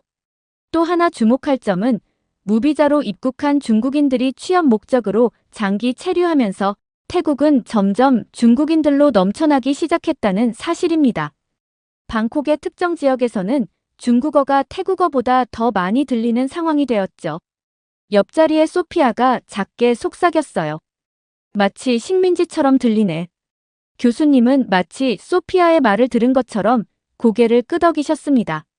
실제로 많은 학자들이 이러한 현상을 현대적 형태의 경제적 식민주의라고 표현하고 있습니다. 직접적인 군사력이나 정치적 장악 없이도 경제적 수단을 통해 한 국가가 다른 국가를 지배하는 방식이죠. 교수님은 화면에 태국 청년들의 시위 사진을 보여주셨어요. 그들은 우리의 일자리를 돌려달라는 내용의 팻말을 들고 있었습니다. 태국 청년들은 일자리를 찾기 어려워졌고 실업률이 급격히 상승했습니다. 태국의 청년 실업률은 10%에서 33%로 거의 3배나 증가했어요. 이는 직접적으로 중국 기업들의 고용 관행과 연관이 있다고 볼 수 있습니다. 한 학생이 손을 들었어요. 태국 정부는 왜 이런 상황을 그냥 두는 거죠? 자국민을 보호해야 하는 것 아닌가요? 맥스웰 교수님은 깊은 한숨을 내쉬셨습니다.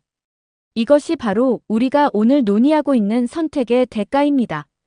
패통탄 총리가 중국과의 관계 강화를 선택했을 때 그는 단기적인 경제적 이득만을 생각했을 수 있어요. 하지만 그 선택은 태국 사회 전체에 심각한 영향을 미치고 있습니다. 태국인들이 자신의 나라에서 소외되는 느낌을 받기 시작했고 이는 사회적 갈등으로 이어지고 있습니다. 이미 방콕과 푸켓에서는 중국인들을 향한 적대감이 표출되는 사건들이 발생하고 있어요. 교수님은 다음 슬라이드로 넘어갔습니다. 화면에는 태국 노동법 개정, 중국 기업 특혜라는 제목의 뉴스 기사가 나와 있었어요. 더 놀라운 사실은 태국 정부가 중국 기업들을 위해 노동법까지 수정하기 시작했다는 점입니다.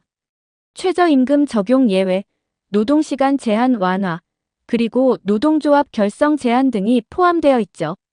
이는 태국 노동자들의 권리를 심각하게 침해하는 내용입니다. 교실 분위기가 무거워졌어요. 모두가 이 심각한 상황에 대해 생각하고 있는 듯 했습니다. 중국 기업들의 태국 잠식은 단순한 경제적 문제를 넘어서 태국의 주권과 정체성에 관한 위기로 발전하고 있습니다. 국가 지도자의 결정은 단기적인 이익만을 고려해서는 안 되며 장기적인 국가 이익과 국민의 복지를 함께 고려해야 한다는 것이죠. 패통탄 친나와 총리의 의도처럼 경제가 성장할 것이라는 기대와 달리 중국 자본은 태국을 돕기 위한 것이 아니라 태국을 중국의 일부처럼 만들려는 수단에 불과했다는 이야기가 계속 나오고 있습니다. 여러분, 이런 상황은 태국에서만 일어나는 것이 아닙니다. 세계 여러 곳에서 비슷한 패턴이 발견되고 있어요. 강대국의 영향력과 작은 국가들의 취약성은 항상 국제관계의 중요한 주제였죠. 다음으로 살펴볼 내용은 중국 자본의 유입이 태국의 부동산 시장에 미친 영향입니다. 이것은 태국 사회의 불평등을 더욱 심화시키는 요인이 되었죠. 교수님은 슬라이드를 넘기셨어요. 화면에는 방콕과 푸켓의 부동산 가격 변화 그래프가 가파르게 상승하는 선이 눈에 띄었어요. 이 그래프를 보시면 중국 자본이 유입된 후 태국의 부동산 가격이 얼마나 급격히 상승했는지 알 수 있습니다. 방콕의 경우 부동산 가격이 무려 33% 상승했어요. 푸켓은 더 심각해서 37%나 올랐죠. 중국인 투자자들은 태국의 아파트와 주택을 싹쓸이하듯 매입했고 그 결과 부동산 가격이 급등했습니다. 여기 보시는 사진은 방콕의 한 주택 경매 현장인데 참가자의 약 70%가 중국인 투자자들이에요. 소피아가 손을 들고 질문했어요. 그럼 태국 현지인들은 어떻게 되었나요? 그것이 바로 이 현상의 가장 비극적인 부분입니다. 태국 현지인들은 집을 구하기 어려워졌고 심지어 월세조차 감당할 수 없는 상황이 되었어요. 방콕의 평균 임대료는 27%까지 치솟았습니다. 교수님은 다음 슬라이드로 넘어가셨어요. 방콕과 푸켓의 거리 사진이 화면에 나타났는데 간판 대부분이 중국어로 되어 있었습니다. 방콕과 푸켓 등지에서는 중국어 간판이 넘쳐나고 일부 지역에서는 태국인보다 중국인 거주자가 더 많아지는 현상이 발생했습니다. 태국 정부 자료에 따르면 방콕의 특정 지역은 중국인 거주자 비율이 27%에 달한다고 해요. 저는 이 모든 것이 믿기지 않았어요. 교수님, 이건 마치 영토를 잃어가는 것 같네요. 교수님은 고개를 끄덕이셨습니다. 많은 학자들이 이것을 경제적 영토 침탈이라고 부르고 있어요. 물리적인 점령 없이도 경제적 수단을 통해 한 국가의 영토를 실질적으로 장악하는 현상이죠. 가장 우려되는 점은 전통적인 태국 시장과 상권이 사라지고 중국식 쇼핑몰과 중국인 전용 구역이 형성되기 시작했다는 사실입니다. 태국의 문화적 정체성이 위협받고 있는 거죠.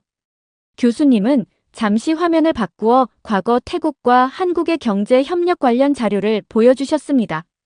이와 대조적으로 과거 한국과 교류하던 시절을 살펴봅시다.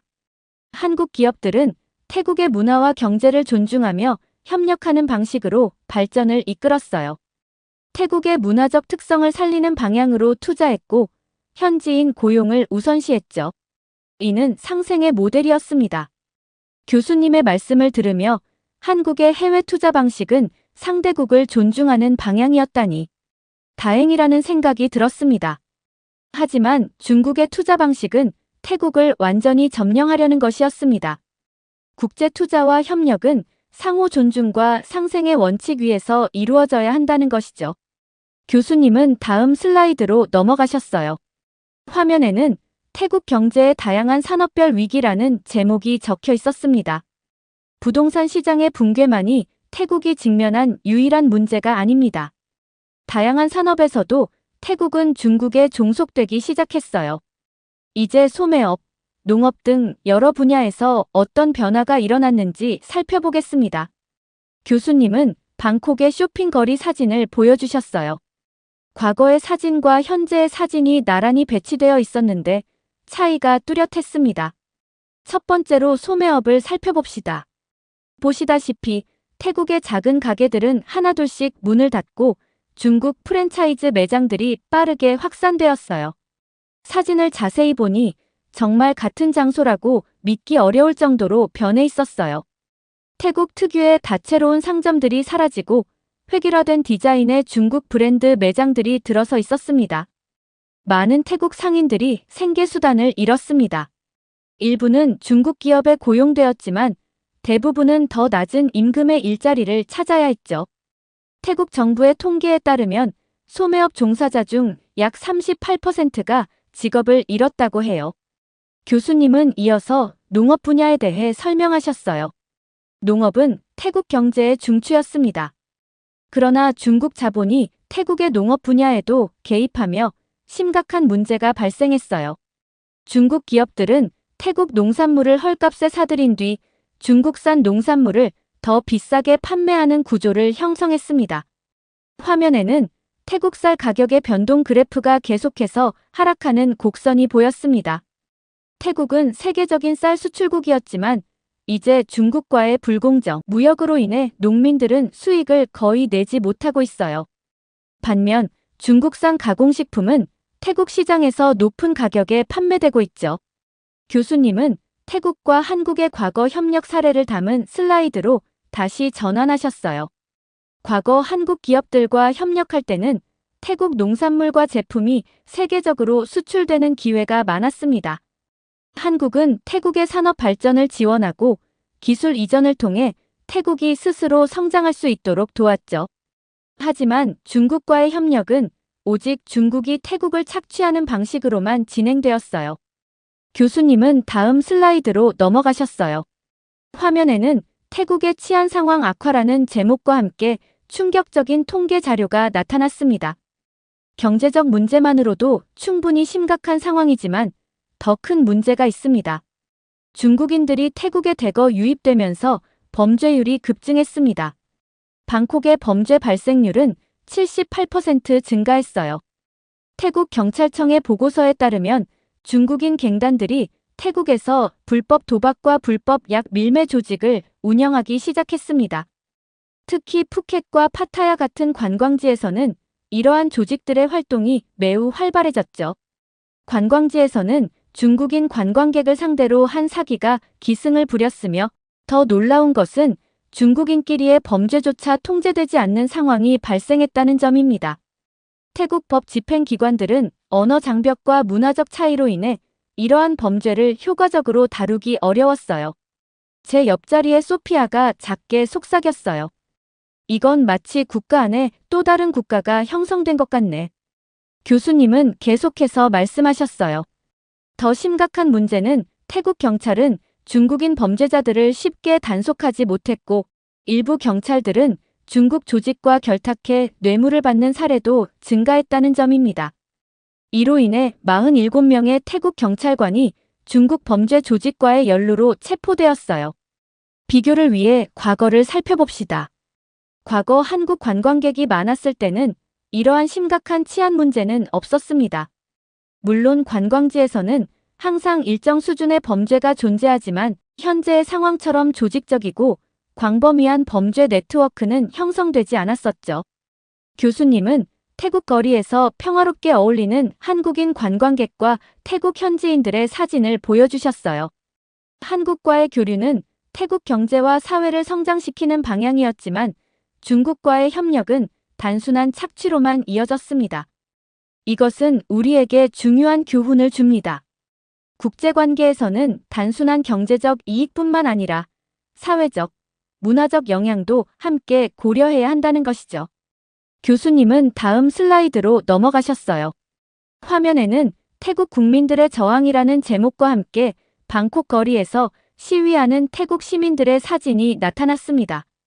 최근 태국에서는 친중 정책에 반대하는 시민들의 목소리가 점점 커지고 있습니다. 특히 관광업 종사자들 사이에서 불만이 폭발하기 시작했어요. 교수님은 제주도의 사진들을 보여주셨어요. 중국인들로 붐비는 제주도 거리와 중국어로만 된 간판들이 눈에 띄었습니다. 흥미롭게도 태국의 관광업 종사자들은 과거 한국 제주도에 대규모 중국인들이 몰려오면서 발생한 문제들을 떠올리기 시작했습니다. 제주도에서는 2010년대 중반부터 중국인들이 부동산을 대거 매입하고 한국인들이 점차 밀려나는 현상이 발생했죠. 저는 한국계 미국인으로서 제주도의 상황에 대해 들어본 적이 있었어요.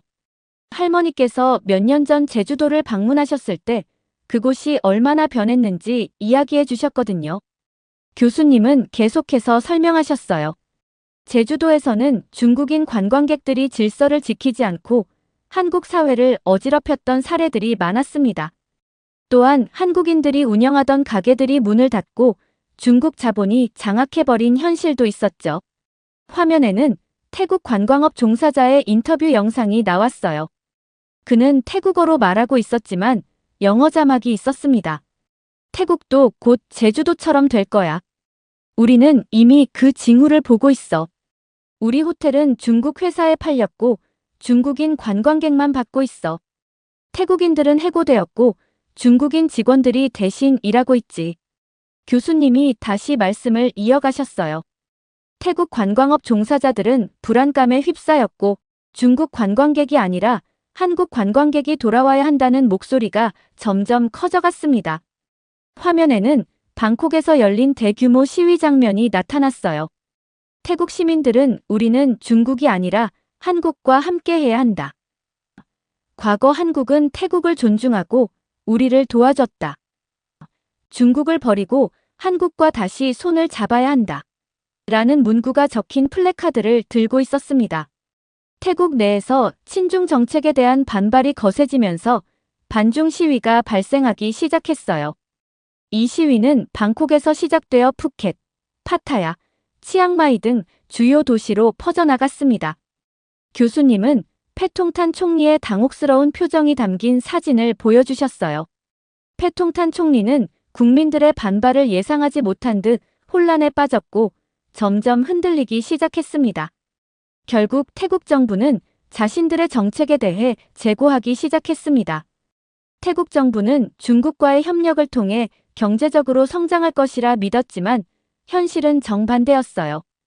태국은 중국의 경제적 식민지가 되어가고 있었고 중국은 태국을 하나의 독립국가로 인정하는 것이 아니라 자신들의 확장 도구로만 이용하고 있었죠. 교수님은 태국과 한국의 과거 협력 장면들을 다시 보여주셨어요. 한국 기업의 태국 현지 공장에서 태국인들이 일하는 모습, 양국 정상이 웃으며 악수하는 사진, 한국인 관광객들이 태국 전통시장에서 물건을 사는 모습 등이었습니다. 과거 한국과 협력할 때는 태국이 독립적으로 발전할 수 있도록 서로 윈윈하는 관계를 유지했었습니다. 한국 기업들은 태국에 투자하면서도 현지 인력을 육성하고 기술을 이전했으며 태국의 문화를 존중했죠. 그러나 중국은 오직 중국의 이익만을 위해 태국을 착취하고 있었을 뿐이었어요. 학생 한 명이 손을 들고 질문했어요. 태국은 이제 어떻게 될까요?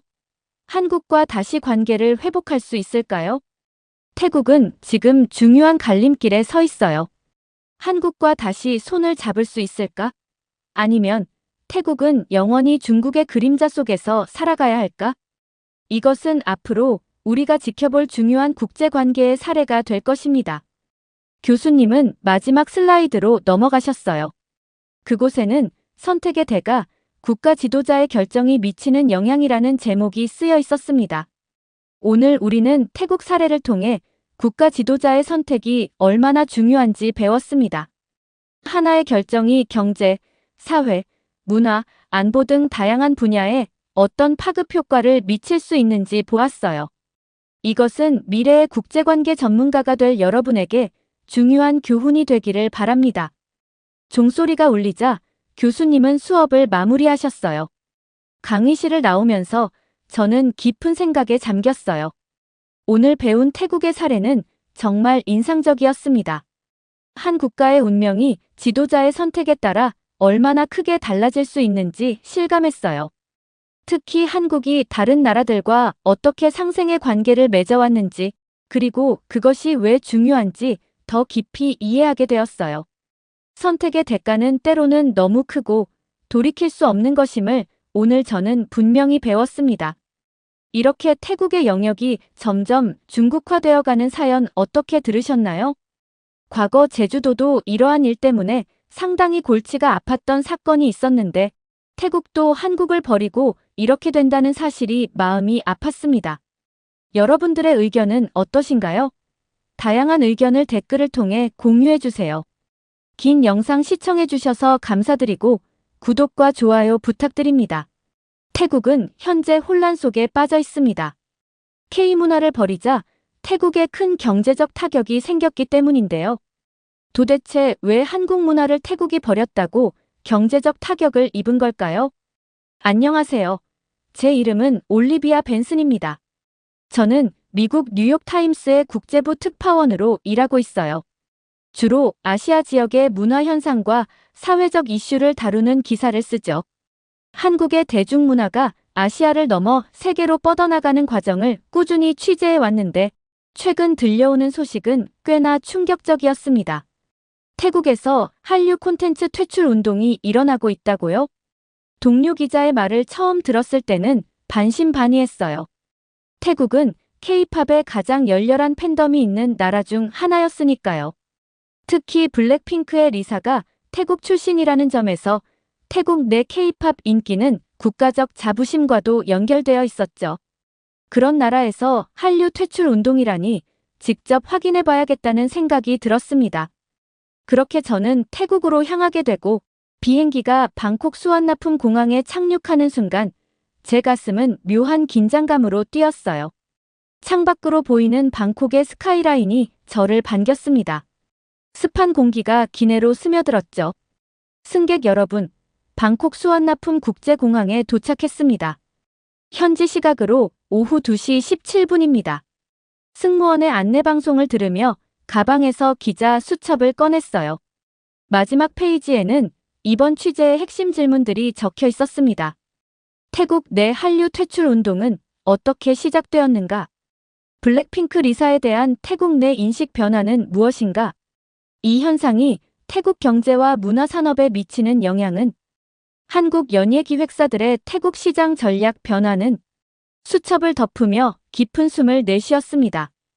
요즘 태국에서 한류 콘텐츠 퇴출 운동이 벌어지고 있다는데 실제로 얼마나 심각할까요? 제 자신에게 질문을 던졌어요.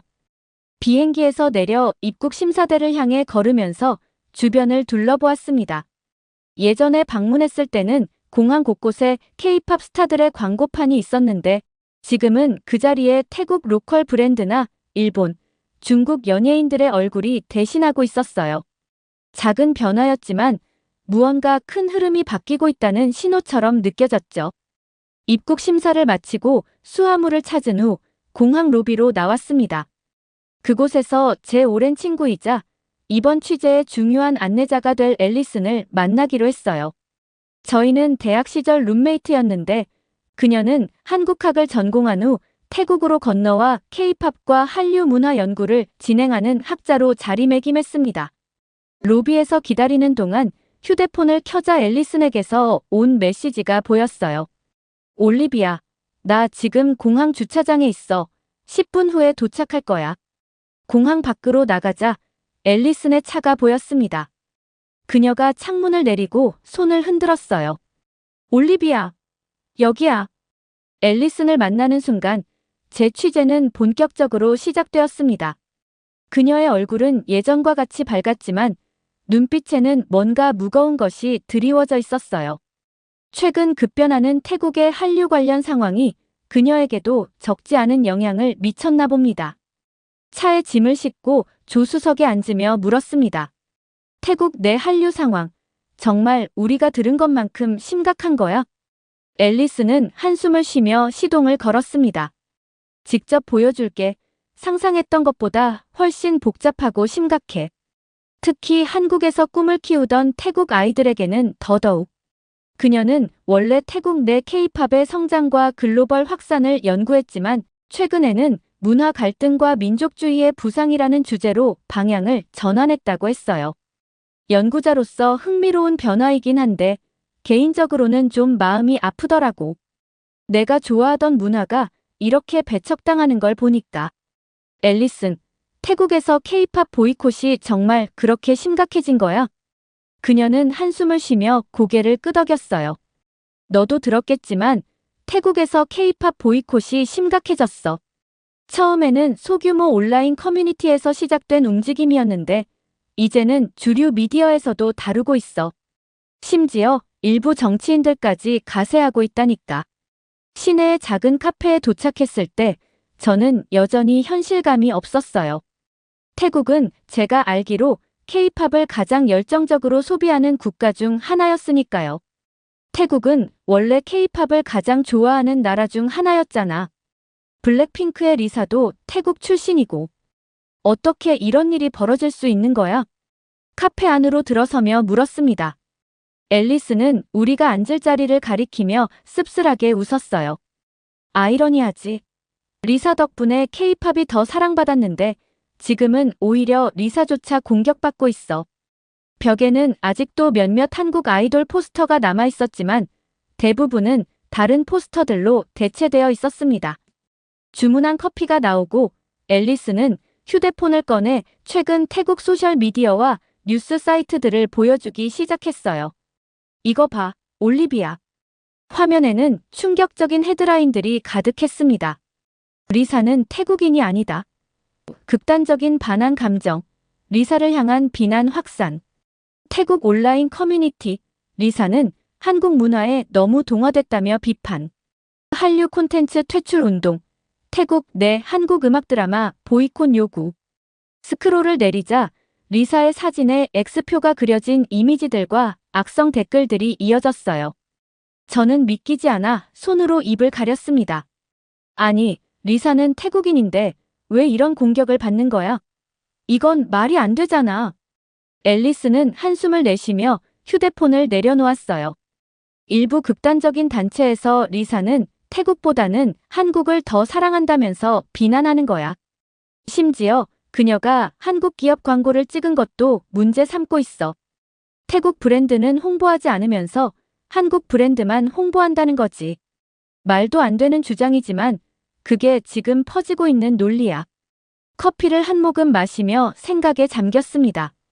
저는 국제문화 흐름을 다루는 기자로서 이런 현상이 처음은 아니었지만 이렇게 급격하게 바뀌는 경우는 드물었어요.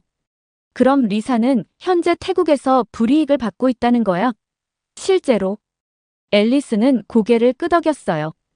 태국 내 방송국들이 블랙핑크 노래를 덜 틀고 리사가 출연하는 광고도 줄어들고 있어. 일부 대형 쇼핑몰에서는 블랙핑크 관련 제품 판매를 중단했다고 해.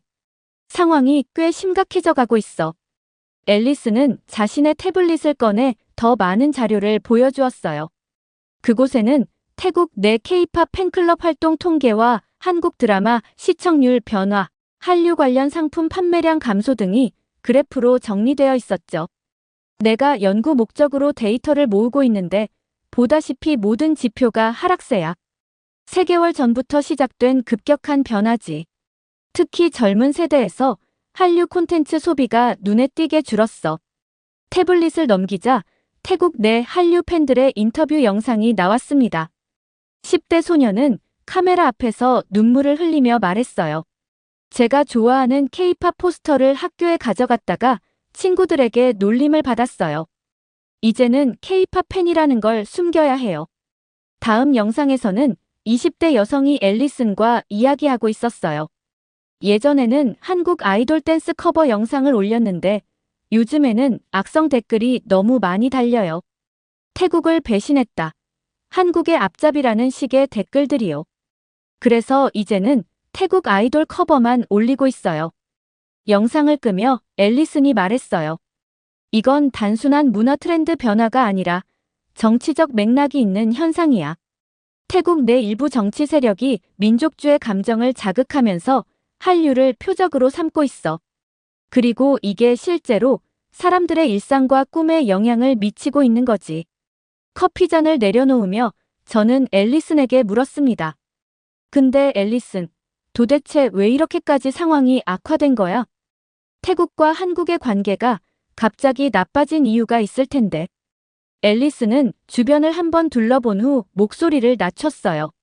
사실 이 모든 일의 시작은 몇 달 전으로 거슬러 올라가. 태국인 불법 체류자들이 한국에서 각종 범죄에 연루되는 사건이 연달아 터졌거든. 불법 약 밀반입부터 불법 도박장 운영, 심지어 대규모 보이스피싱 조직까지 한국 언론에서 연일 보도되었어. 저는 놀라서 눈을 크게 떴습니다. 그래서 한국 정부가 어떤 조치를 취한 거야? 한국 정부는 태국인들을 상대로 입국 심사를 대폭 강화했어.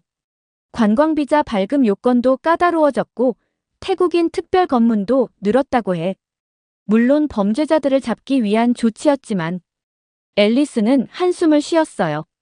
이 사실이 태국 SNS에 퍼지면서 폭발적인 반응이 일어났어. 한국이 태국 사람들을 잠재적 범죄자 취급한다.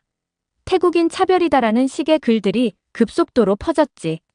그러면서 한국 불매운동이 시작된 거야. 솔직히 말하자면 한국 정부의 선택은 잘못되지 않았다고 생각해. 문제는 그걸 태국 미디어가 과장해서 보도한 거지. 그럼 태국 정부는 어떻게 대응했어? 그게 더 큰 문제였어.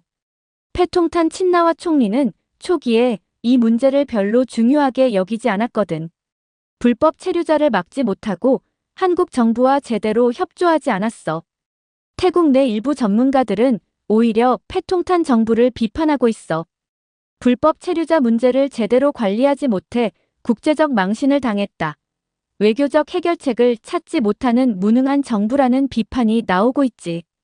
앨리스는 태블릿에 화면을 넘기며 한 전문가의 칼럼을 보여줬어요. 보다시피 모든 태국인이 한국을 무조건 비난하는 건 아니야. 이성적인 사람들은 불법 체류나 범죄 문제가 있다는 걸 인정하고 있어. 하지만 SNS에서는 극단적인 목소리가 더 크게 퍼지는 법이지. 그럼 이런 반항 감정이 실제로 어떤 영향을 미치고 있는지 직접 보여줄 수 있어? 제가 물었어요. 앨리스는 커피잔을 비우고 일어섰습니다. 지금부터 방콕 중심가로 가자. 직접 눈으로 보면 더 잘 이해할 수 있을 거야. 카페를 나와 앨리슨의 차에 다시 탔습니다. 도심으로 향하는 동안 앨리슨은 태국 내 한류 비즈니스 상황에 대해 더 자세히 설명해줬어요. 사실 태국은 한국 엔터테인먼트 산업의 동남아시아 최대 시장이었어. 드라마 판권, 콘서트, 팬미팅, 화장품, 식품까지 연간 수십억 바트 규모의 시장이었지. 방콕 시내의 대형 쇼핑몰 앞에 차를 세웠어요. 시암 파라곤이라는 이 쇼핑몰은 예전에 제가 방문했을 때 한국 드라마와 K-팝 스타들의 포스터로 가득했던 곳이었죠. 여기가 태국 내 한류 콘텐츠의 메카였어. 기억나? 몇 달 전까지만 해도 여기 넷플릭스 한국 드라마 광고가 있었어. 그런데 지금은 사라졌지. 3층으로 올라가자 예전에 한국 아이돌 상품을 판매하던 매장들이 대부분 문을 닫았거나 다른 콘텐츠 상품으로 바뀌어 있었습니다. 저기 봐. 작년까지만 해도 항상 사람들로 북적이던 K-팝 샵이야. 지금은. 앨리슨이 한숨을 쉬었어요. 빈 매장 앞에는 임대 가능 표지판이 걸려 있었습니다. 옆 매장은 일본 애니메이션 상품을 판매하는 곳으로 바뀌어 있었고 그 맞은편에는 중국 드라마 포스터가 걸린 카페가 새로 생겼어요. 매장을 돌아보며 저는 의아했어요. 태국 정부가 직접 한류 콘텐츠를 금지한 건 아니잖아. 그런데 왜 이렇게 급격하게 변하고 있는 거야? 앨리스는 고개를 끄덕였습니다. 맞아.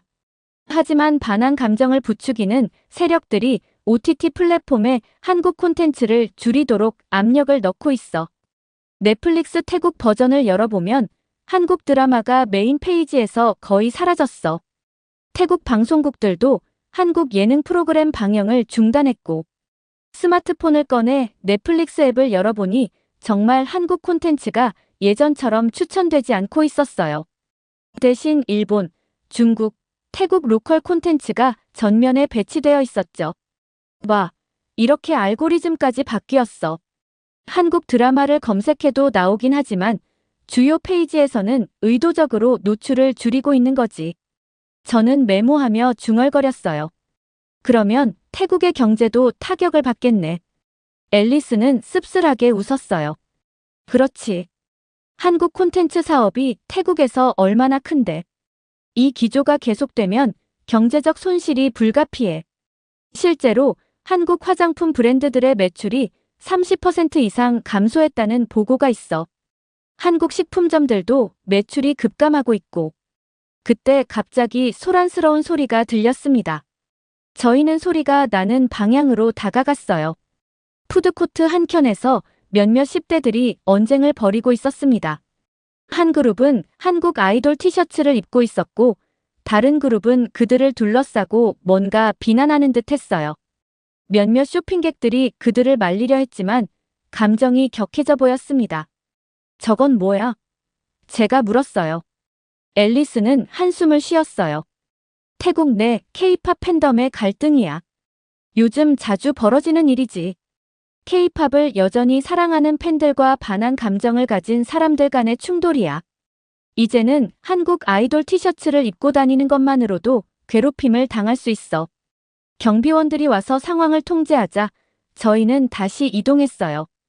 5층에 있는 대형 전자제품 매장에 들어가자 대형 TV들이 줄지어 있었습니다. 그 화면들에서는 태국 뉴스가 나오고 있었어요. 잠깐만 저거 봐. 앨리슨이 가리켰어요. TV 화면에는 태국 문화부 한국 콘텐츠 방송 비율 제한 검토 중이라는 자막이 흐르고 있었습니다. 이제 정부까지 직접 나서려는 거야? 제가 놀라서 물었어요. 아직 확정된 건 아니지만 문화부에서 외국 콘텐츠 비율 조정이라는 명목으로 한국 콘텐츠를 겨냥한 정책을 준비 중이라는 소문이 있어. 이미 몇몇 공영방송에서는 한국 프로그램 편성을 자체적으로 줄이고 있고 저는 태국 취재를 하면서 이런 급격한 문화적 변화를 본 적이 없었어요. 메모장에 빠르게 메모를 했습니다. 이게 다 불법 체류자 문제에서 시작된 거라니 믿기 힘들다. 앨리스는 고개를 끄덕였어요. 맞아. 사실 이건 단순한 문화 갈등이 아니라 정치적, 경제적 요소가 복잡하게 얽힌 문제야. 태국 내 일부 정치 세력은 이런 반한 감정을 자신들의 정치적 이득을 위해 이용하고 있어. 경제적 손실은 얼마나 될 것 같아? 제가 물었어요. 앨리스는 휴대폰을 꺼내 그래프를 보여주었습니다. 내가 연구를 위해 대략적인 추산을 해봤는데 태국 내 한류 관련 산업의 매출이 약 40~50% 감소했어. 연간 50억 바트 약 1억 5천만 달러 이상의 경제적 손실이 예상돼. 특히 K-팝 콘서트, 팬미팅, 관련 상품 판매 등이 급감했지. 태국의 경제 상황이 좋지 않은 시기에 이런 손실은 분명 큰 타격일 거라고 생각했어요. 이제 어디로 가볼까? 제가 물었습니다. 앨리스는 시계를 확인했어요. 지금부터는 더 중요한 사람을 만나러 가야 해. 한국에서 꿈을 키우다가 최근에 태국으로 돌아올 수밖에 없었던 연습생을 말이야. 그녀의 이야기가 이 모든 상황의 인간적인 면을 보여줄 거야. 앨리스는 방콕 외곽의 한 아파트 단지로 차를 몰았어요. 조용한 주택가를 지나 작은 단지 앞에 차를 세웠습니다. 여기서 누굴 만나는 거야? 나린이라고 해. 얼마 전까지 서울에서 대형 기획사 연습생으로 있다가 태국으로 돌아온 친구야. 집으로 들어가기 전 앨리슨이 저에게 말했어요. 올리비아, 나린은 아직 상처가 깊어. 인터뷰하듯 질문하기보다는 친구처럼 대해줬으면 해. 저는 고개를 끄덕였습니다. 저희가 도착하자 문을 연 것은 또래 친구들과 달리 생기가 없어 보이는 18세 소녀였어요. 눈가에는 피곤함이 깃들어 있었죠. 앨리슨이 나린을 소개해 주었어요. 우리는 작은 거실에 앉았고 나린의 어머니가 차를 내왔습니다. 나린, 괜찮다면 올리비아에게 내 이야기를 들려줄 수 있겠니? 앨리슨이 조심스럽게 물었어요. 나린은 잠시 침묵하다가 고개를 끄덕였습니다. 저는 14살 때부터 한국에서 K-팝 연습생으로 지냈어요. 4년 동안 한국에서 살면서 데뷔만을 바라보고 달려왔죠. 저는 한국의 대형 기획사에서 태국 출신 연습생들이 계약 해지 통보를 받았다는 소식을 들었지만 직접 당사자를 만나니 더욱 가슴이 아팠어요. 너무 갑작스럽게 계약이 해지된 거야? 제가 조심스럽게 물었어요. 나리는 쓴웃음을 지었습니다. 일주일 전이었어요. 사무실에 불려갔는데 회사 대표님이 직접 말씀하셨어요. 죄송합니다. 현재 태국과의 관계가 악화되어 태국 출신 연습생을 더 이상 유지할 수 없습니다. 그녀의 눈에 눈물이 고였어요. 하지만 저는 모든 걸 포기하고 한국에서 꿈을 위해 달려왔어요. 가족, 친구, 학교 다 포기하고 한국에서 하루 15시간씩 연습했는데 앨리슨이 나린의 손을 잡아주었어요. 이건 내 잘못이 아니야. 하지만 상황이 너무 어려워졌어. 태국 출신 아이돌을 데뷔시키면 한국 팬들의 반발이 있을 수 있고 태국에서도 활동이 어려울 거야. 결국 나린은 눈물을 흘리며 한국을 떠나야만 했습니다. 그녀뿐만이 아니었어요. 같은 기획사의 태국 출신 연습생 3명과 다른 기획사에 있던 태국 친구들 5명도 모두 비슷한 상황을 겪었다고 했어요. 한국에 있던 태국 출신 연습생들 대부분이 계약 해지를 당했거나 스스로 떠나야 했어요. 우리끼리 단체 채팅방이 있는데 다들 비슷한 상황이에요. 나리는 휴대폰을 꺼내 사진들을 보여줬어요. 한국에서 연습생 생활을 하며 찍은 사진들, 같이 연습하던 친구들과의 추억이 담긴 사진들이었습니다. 태국으로 돌아오니 어때? 제가 물었어요. 나린의 표정이 더욱 어두워졌습니다. 더 힘들어요. 한국에서 쫓겨났다는 사실이 알려지자 학교 친구들이나 이웃들이 이상한 시선으로 봐요. 일부는 배신자라고 부르기도 해요. K-팝에 빠져 태국을 버리더니 이제 와서 돌아왔냐는 식으로요. 나린의 어머니가 말을 이어받았어요. SNS에서는 더 심해요. 한국에서 버림받은 태국 연습생들이라는 해시태그가 유행하고 있어요. 우리 아이들을 조롱하는 댓글들이 너무 많아요. 앨리슨이 한숨을 쉬었어요. 태국 내에서도 따돌림을 당하거나 환영받지 못하는 상황이 많아요. 이 아이들은 양쪽에서 다 상처를 받고 있는 거죠. 지금은 어떻게 지내고 있어? 제가 나린에게 물었어요. 매일 연습실을 찾아다니고 있어요. 태국 기획사에 들어가려고요. 하지만 쉽지 않아요. 한국에서 연습생이었다는 이력이 오히려 독이 되고 있어요. 나린은 자신의 노트북을 열어 유튜브 채널을 보여줬어요. 그래서 요즘은 유튜브에 댄스 커버 영상을 올리고 있어요. 하지만 여기서도 악성 댓글이 많아요. 한국 노래만 부르지 말고 태국 노래를 불러라. 한국으로 돌아가라. 그녀의 채널에는 얼마 전까지만 해도 수천 명의 구독자가 있었지만 최근에는 구독자가 급감했다고 해요. 일부 친구들은 다른 나라로 떠나려고 준비 중이에요. 일본이나 베트남, 필리핀 같은 곳으로요. 거기서 다시 K-팝 스타일의 가수를 목표로 하는 친구들도 있어요. 하지만 한국처럼 체계적인 시스템이 없어서 쉽지 않아요. 게다가 한국에서 버림받은 연습생이라는 꼬리표가 따라다니니 더 어렵죠. 나린의 방으로 이동하자 벽에는 여전히 K-팝 아이돌 포스터가 붙어 있었어요. 방 한편에는 작은 연습 공간이 마련되어 있었고 거울 앞에서 매일 춤을 연습한다고 했습니다. 제 꿈을 포기하고 싶지 않아요. 비록 태국에서 K-팝을 좋아한다는 이유로 비난받더라도 제가 좋아하는 음악과 춤을 계속할 거예요. 하지만 그녀의 말과 달리 눈빛에는 불안과 두려움이 깃들어 있었어요. 4년간의 노력이 한순간에 물거품이 된 상황에서 앞으로의 길이 보이지 않는 듯 했습니다. 나린의 집을 나온 저는 앨리슨과 함께 차로 돌아왔어요. 저는 그녀의 이야기에 마음이 무거웠습니다. 앨리슨, 나린 같은 연습생들의 이야기가 태국 사회에 알려지고 있어. 앨리스는 고개를 끄덕이며 말했어요. 최근 태국 언론에서 이 문제를 다루기 시작했어. 특히 대형 기획사들이 태국 출신 연습생들을 대거 계약 해지했다는 뉴스가 큰 화제가 됐지. 태국 대중들 사이에서도 다양한 반응이 나오고 있어. 앨리스는 태블릿을 켜서 태국 뉴스 사이트와 SNS 반응들을 보여줬어요. 태국 네티즌들의 반응은 극명하게 나뉘어 있었습니다. 우리가 한류를 보이콧한다고 해서 태국 가수들까지 피해를 봐야 해. 태국 연습생들은 무슨 죄야? 이런 정책은 너무 어리석다. 결국 K-팝 산업이 태국을 버린 거야. 우리도 이제 다른 길을 찾아야 한다. 일부 태국 국민들은 정부의 한류 퇴출 정책이 오히려 자국의 인재들에게 피해를 주고 있다고 비판하고 있었어요. 하지만 또 다른 쪽에서는 이제 태국 고유의 문화 산업을 발전시킬 기회라며 환영하는 목소리도 있었죠.